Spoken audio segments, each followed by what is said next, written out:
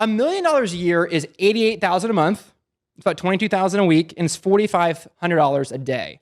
And my wife, when I broke that down to her, she kind of like congratulated me a little bit because she was like, wow, that's a lot of clients that you serve. It's a lot of transactions that you do. That's a lot of money. That's a lot of money. And so how did you guys get there? What did you guys do to get to $1 million a year? For a long time, it was just head down. I remember not knowing about business when I started business. It was just, how do I stay busy? And I never liked being slow.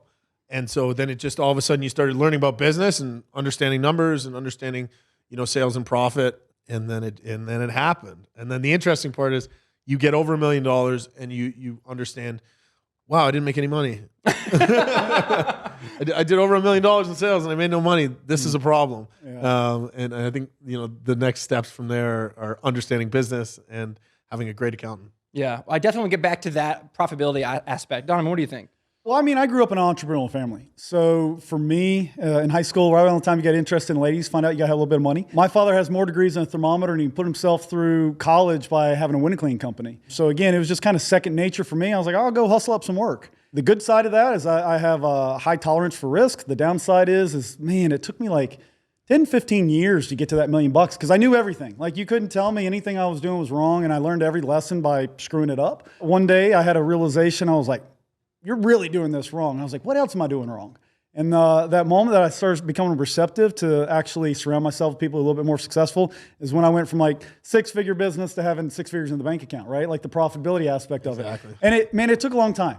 I think everybody starts out with a goal of like, oh, let's reach $1 million. And then you hit $1 million and you're like, that wasn't what I thought it would be. That's like anticlimactic. And then maybe you start another business, you start a podcast, and it's like you focus on the things that got you to it. Instead of focusing on the $1 million, you focus on the things that got you there. And that's what I did with the Christmas light company. And then it's like, oh, wow, we did $1 million this month. And it wasn't even like that. That was never a goal. So it took a while, and it takes some hard work. But yeah, focus. I would say focus on the things that'll get you there, not necessarily the $1 million. How did you change each step along the way? You get hit 100,000 when you first start, 250,000, 500,000, $1 million. How did you have to change at each of those levels, generally speaking? What did you have to do in order on yourselves to like get to there? I break this down backwards a little bit. So there's 2 levels of mentor for myself. And that first level is don't get too big. People suck. They're going to take advantage of you. Clients won't pay. You're never going to have any personal time. More negative. Yeah, work-life balance kind of thing. And the second level of mentor, which is a huge shift, but it was so powerful when I got there and I found it. It was people. People are everything. Our team is great.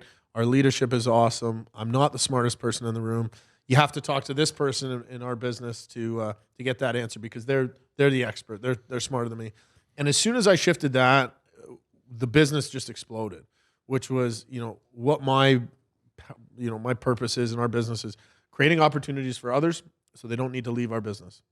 And by doing that and empowering them, it's just, it's exploded. And then you start refining and actually have the time to work on how to make the profit when you're over $1 million because you're not worried about doing all the work. You're not worried about going to all the job sites. You're empowering your team to do it because, just like you said, that $4,500 a day. You can't do that by yourself. Yeah. So what does that mean? Well, it's a simple answer. You have to empower people. So yeah.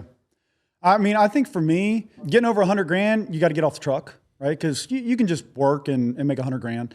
To get over 250, you probably got to start building up your office admin side of things. Getting over $500,000. You got to start developing a team, right? It's not just like husband and wife combination, right? You could probably get up to maybe $500,000 or something like that with just wife in the office or husband in the office and the other person. Like you kind of divide those roles.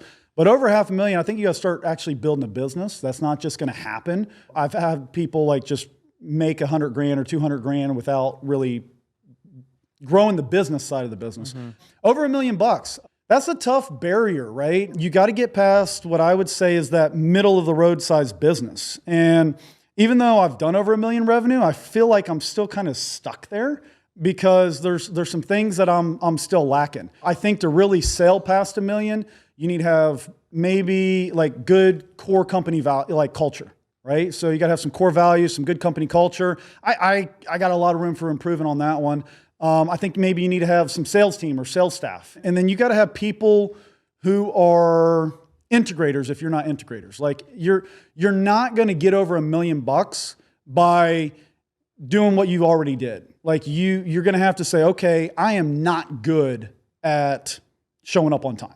So you got to hire people who are showing up on time. That's not, you're not just going to sail past $1 million, or your business is going to go up and down, up and down, up and down if it's relying on you too much. Like you were saying, you got to empower people.